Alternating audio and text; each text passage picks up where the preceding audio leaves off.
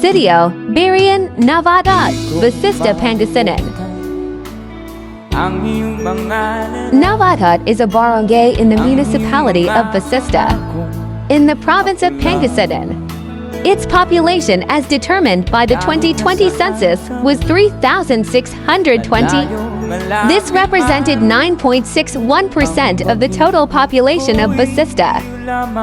The household population of Navatat in the 2015 census was 3,030 for broken, down into 599 households, or an average of 5.07 members per household.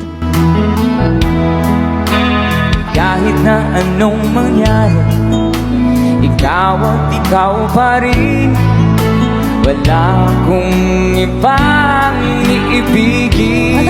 Sabay-sabay tayo. Lulubungin itaw,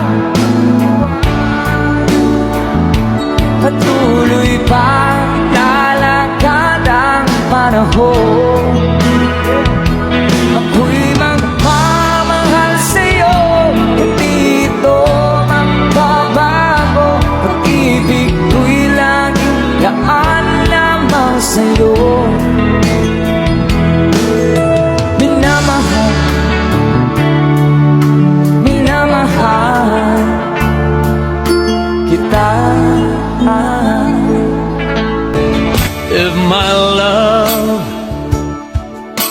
wasn't here with me tonight,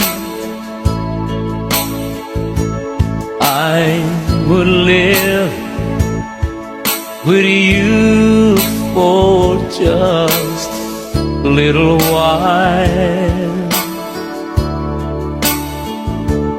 But I love her the same way as I love you now,